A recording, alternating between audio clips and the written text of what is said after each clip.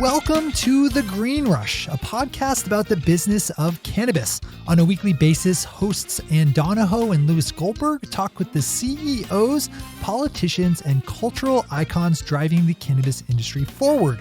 This is episode 33, where Ann, Louis, and special guest co-host Phil channel their inner Chuck Todd and hold a roundtable discussion talking about the latest news and trends in the industry. They talk about Canada, Illinois' decision to allow doctors to prescribe medical marijuana to combat the state's opioid crisis, Massachusetts going adult use this summer, and everyone's favorite topic, Donald Trump. It's a fun time. Hope you enjoy. Now, let's get into it.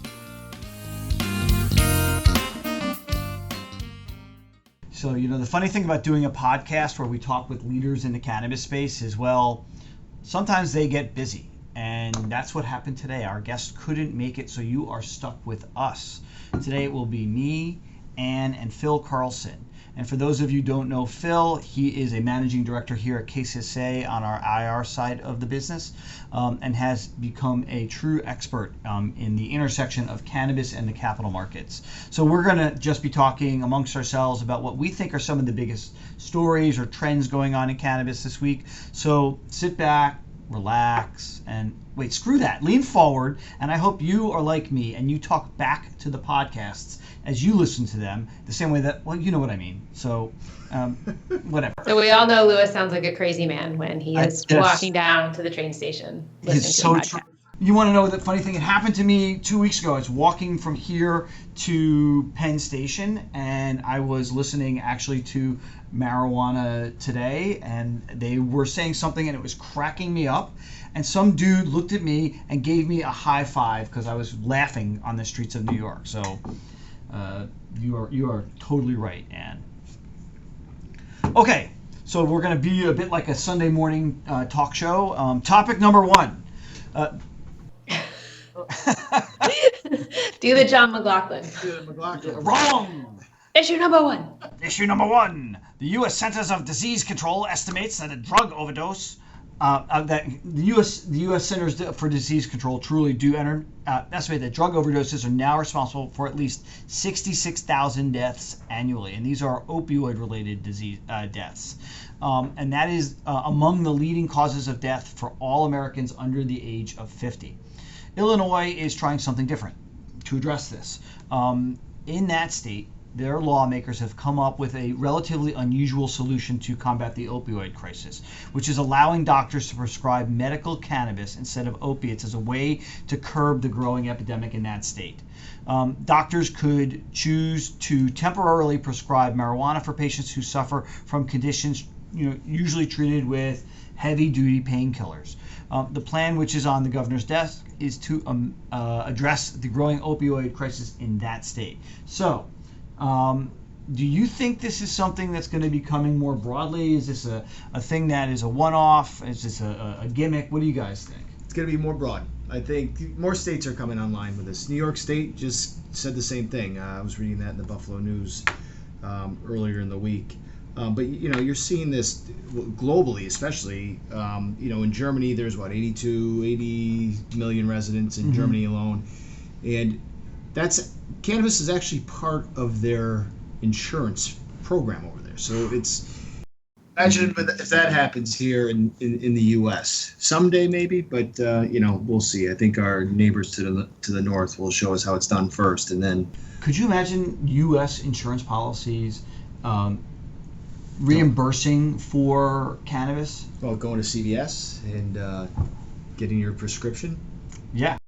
Do we know if this is for smokable forms, or do we know if it's just for edibles or pills or tinctures? I'm not really sure about what the laws are in the Illinois market, but it would be whatever it is. I'm pretty sure Illinois allows for flower, but we'll look into. We'll have a link in the show notes to the actual Illinois state regs. So I think the bigger issue, and Phil, you touched on it, is the integration into health plans. If it is on a state by state basis that you are allowed to use, or you're allowed to be prescribed medical cannabis, and insurance companies are regulated at the state basis, I think state insurance commissioners could mandate that medicinal cannabis is reimbursed for. Well, wouldn't you also think about the cost savings too? I have to imagine that covering for medical cannabis in lieu of or in tandem with an opioid regimen that gets tapered off has to be cheaper than some stints in rehab, which can cost tens of thousands or hundreds of thousands of dollars, not to mention someone's life. So I would have to imagine that the numbers game would play out in favor of this. Tell that to the pharmaceutical companies making Right. millions of dollars off this. You look stuff. at companies like Cardinal, where it's the opioids are a huge component of their income on a quarterly basis, and now they're putting cannabis in their risk factors. So it's pretty amazing that you see companies, across the board, public companies like. Johnson & Johnson is now they've invested into Avicana up in Canada is now using their J Labs facility outside of Toronto to do research on cannabis drugs to help to see if it can help mitigate pain and things of that nature. So you have some of the bigger guys that are coming into this space that are.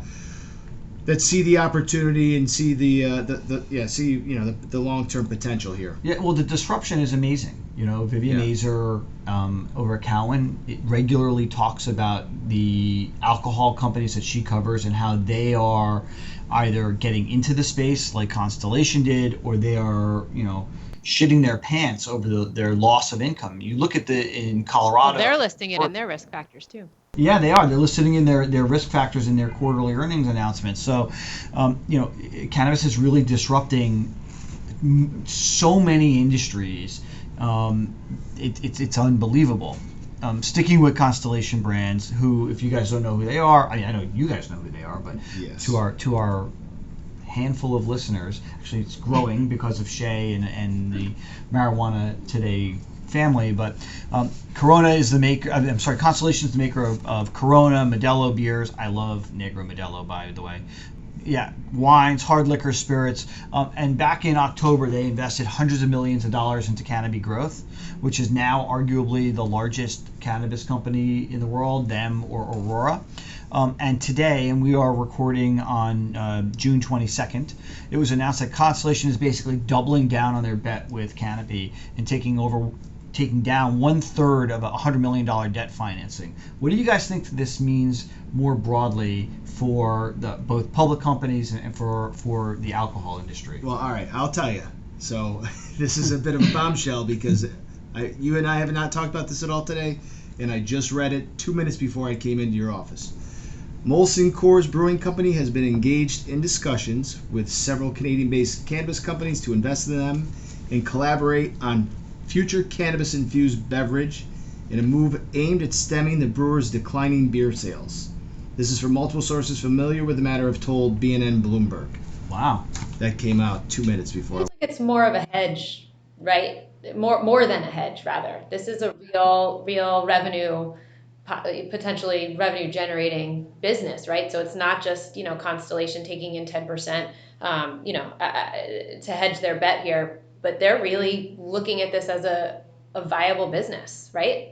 Yeah, well, yes. And also a hedge, you're right there, Ann, because Vivian Azer Cowen had reported back in April that Molson's market share was 33% of the Canadian beer market in 2017, down from 40.5% in 2008.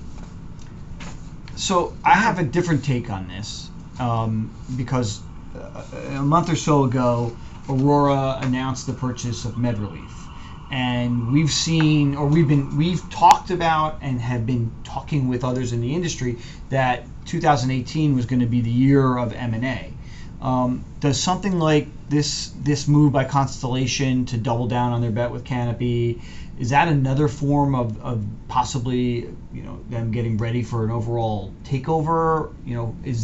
Are we going to see companies that are not cannabis companies buying up some of the bigger players in the cannabis space? I mean, my mind is kind of boggling over this. Well, I think the Constellation, then the news on Molson today, I think you're going to see more and more of these guys get into this space. Well, they're going to invest, but are they going to outright buy? Absolutely. Down the road, it's going to happen. And, these guys are still going to operate under their same brands, whether it's Aurora or Canopy or whatever, But, I can certainly see that happening. And, wait till Budweiser, Anheuser-Busch makes that move in the U.S. in, the next 3 to 5 years. It should be interesting. So Phil, who is investing? Like, if you had to do like a snapshot of who, the typical investor is here, are they looking to invest in the alcohol spirits companies, or are they looking to invest in the cannabis companies?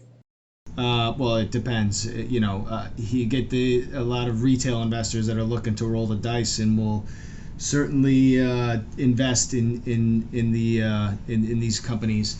But the institutions see the opportunity as well, and they're making bets on a lot of these operators. Not only in Canada but here in the U.S. And so, from what used to be just mainly retail, I would say it's a lot more institutions these days that we're speaking with that are dipping their toe in the water. Are they actually putting in? I'm sorry, Ann, but are they actually putting LP money in, or are they only doing GP money?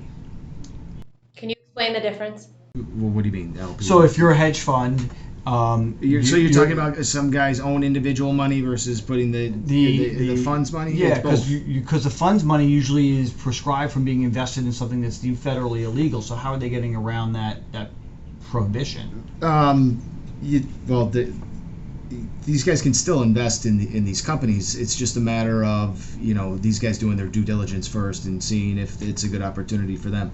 But before, some of these hedge funds, they had to go through their investment counsels, and it wasn't something that their fund was condoning. And now that attitude has changed. So you're seeing a lot of these funds that are showing up at these conferences. From even last year, we went to the Canaccord conference, and it was well attended. But compared to what it was this year, the one here in New York, I went to the Iantis presentation and I opened up the door. And Hadley didn't go on for another 5 minutes, and you couldn't even walk in the room because everybody was backed up against the door. There were that many people in the room. It does seem like that cannabis stocks are hitting a cultural zeitgeist, that they're getting to a much higher level than they were. It's not just for the guys who play penny stocks, but it's more broad. I mean, yeah. I can tell you, my son, who's 14 going on 15. He's following them. He's doing research on these companies, in part because he hears me talking about it, but he hears it being talked about elsewhere as well. I mean, are we seeing an increase in just general attention from the retail investor? Well, the retail investor has been they were the ones that were mainly focusing on this sector. But like I said, it's a lot of these institutions are now talking about it. It's becoming more mainstream. Vanguard have an arm now that's investing in cannabis stocks. Vanguard has invested in this, but you're looking at look at Constellation. One of their top 10 holders are who? JPMorgan Asset Management is in there. I'm sure that Constellation had to go to those guys and say, hey, listen, we're buying. We're putting a big investment into Canopy growth. They're not just going to sit there and make this decision without going to JP Morgan first and asking for permission, right? So let's play stock prognosticator for a minute. Over the last month and a half, 2 months, we've seen 3 pretty big new companies list publicly up in Canada, right? You've seen MedMen, you've seen Green Thumb Industries or GTI, the Green Organic Dutchman went public recently, or TGOD, which is possibly the best name ever. And there are 400 or more public cannabis companies out there. Are we starting to see more good companies list? Because there used to be, it was the guys who really needed to be an OTC company versus companies that really should be public. And the companies that are coming out now seem much more well-formed. You see, like Tilray. Yeah. They're a licensed cultivator and processor up in Canada, and they're going to be listing on the NASDAQ. So that was announced earlier this week. You have the makers of Bang chocolates, the vapes and vape cartridges. Those guys, they're raising $10 million so that they can That's go a public. That's a small raise. Yeah, but that's they're going later this year. This is a small brand that well, they're not really a small brand, but they're a $10 million raise isn't really chump change. But when you're looking at the deals that are getting done in this cannabis space now, it's it is on the smaller side, but still that's. But the bankers are better. The investors are better. So when you're looking at the Tilray deal, so Cowen and BMO Capital Markets are helping them with a proposed IPO. You have Roth Capital acting as the lead manager, Northland Capital Markets helping with the IPO here in the U.S. So those are good names. There's good names coming into the space. Guys that BMO. I'm shocked that that's a good name up in Canada, and it's definitely good for the space. Absolutely. So what does October 17th mean for some of these companies? So October 17th, it was just announced that it will be officially federally legal from a Canadian standpoint. How does this, is this, I would assume this is good for them, obviously, but, I guess what's the tipping point here? Or is that just a great question that no one knows the answer to at this point? So what do you mean in terms of tipping point? Oh, So do you think are the stocks going to take off when that happens, or Right. is what you're talking about? And because Canada is a small country. I mean, it's huge land-wise, but it's really small from a people standpoint. So, at what point is Canada completely oversaturated and, the market tips because it's really hot right now? The market's like a potential.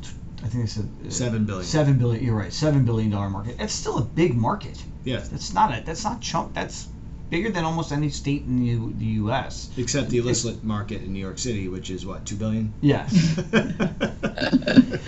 But I think it's good. Look, when California went rec at the beginning of the year, you saw a huge pop. Actually, you saw a huge run up in the fall, in the late fall, and then a pop, and then there was a fall off. Right. But over the last month or so, the cannabis stocks have been going crazy. They've been rocking and rolling. Yeah, absolutely. And I can only think that this is going to help accelerate that.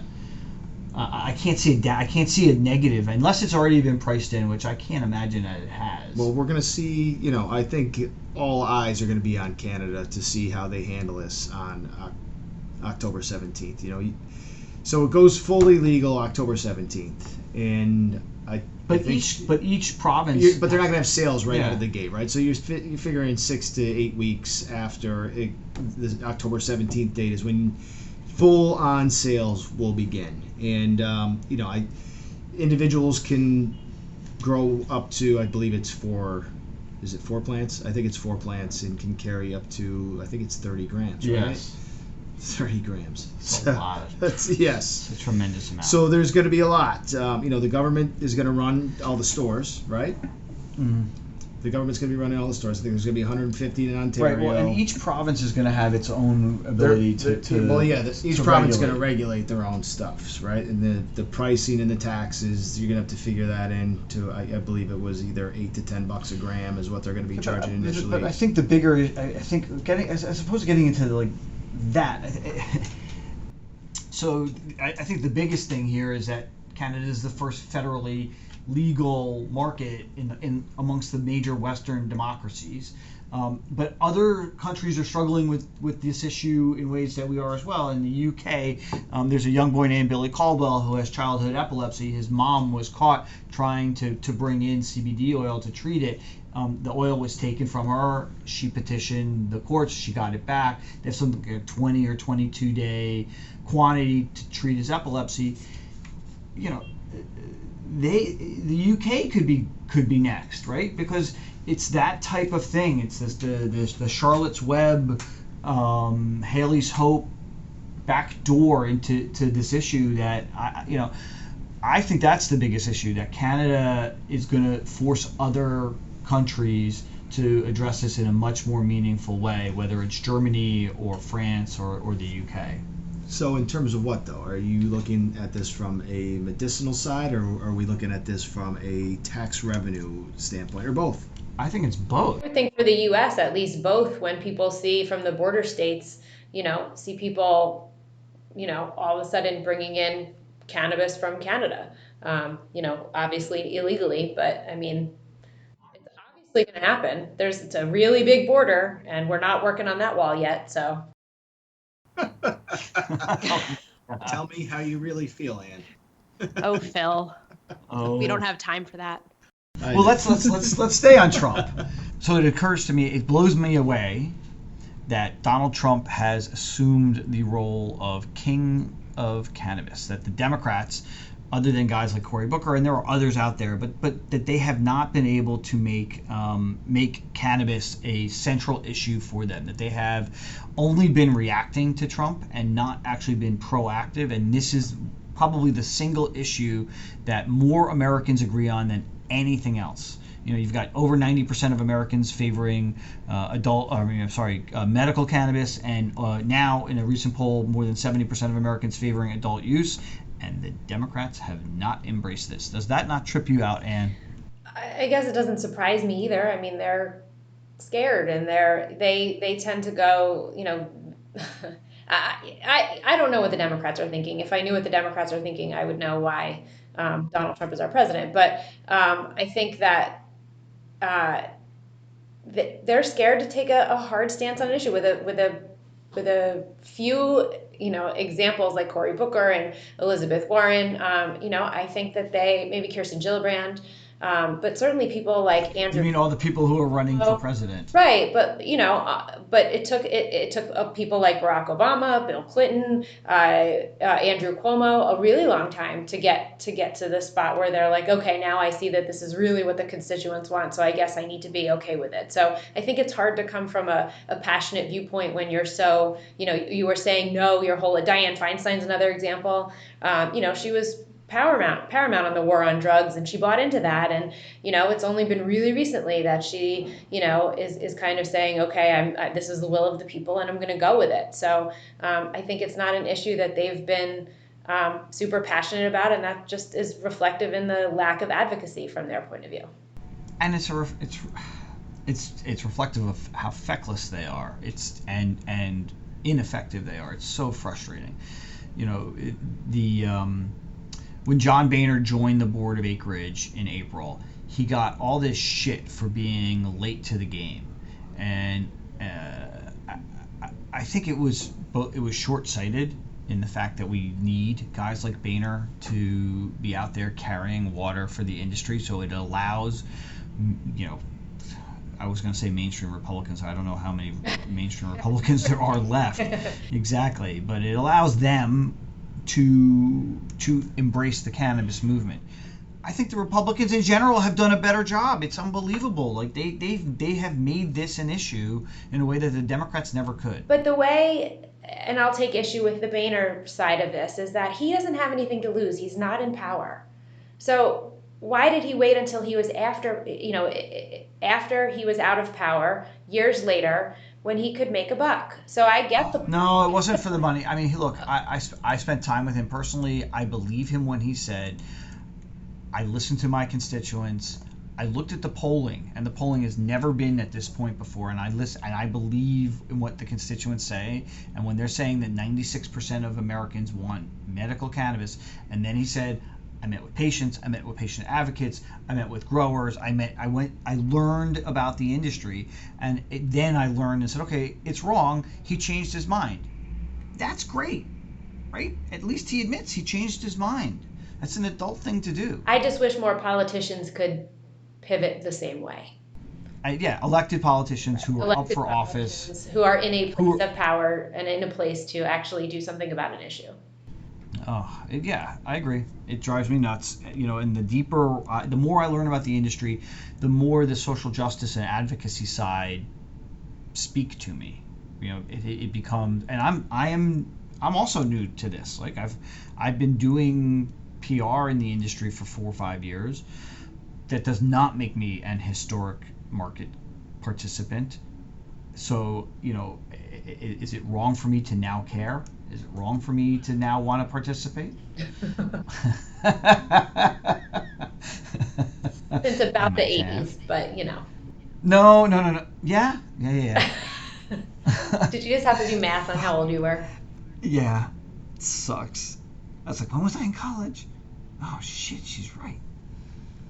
So what are you looking forward to in the summer? What's going on? Massachusetts is going to go adult use July 1st. The state's not ready. They just issued their first license, I think. So, I think it's going to be a really interesting summer in the Northeast. I agree. Thoughts?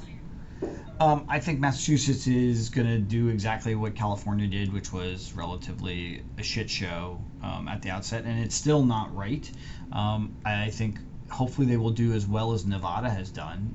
California, the licensure is still fucked up. So I hope they'll do better than that, but I have a feeling that Massachusetts is going to be a lot like California.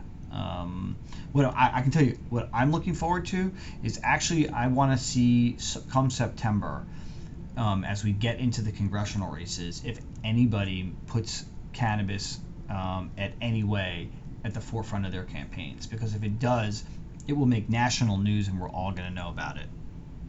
That's what I want to see. I don't know. I think that could happen. I mean, it's an issue that's proven to be popular. So, it's less risky. And they run, and politicians run to the votes. The question is cannabis enough of an issue to swing an election? Ooh, that is a good question. Lewis patting himself on the back. Yes, occasionally I say some smart things, mostly not so much, but that's okay. Thanks so much for joining us on our Hostful episode today. We hope you enjoyed it. If you did, let us know by subscribing to the podcast, and we would love a rating. Or feel free to reach out to us on Twitter or Instagram on the handle @KCSA_cannabis, or feel free to drop us an email at greenrush@kcsa.com.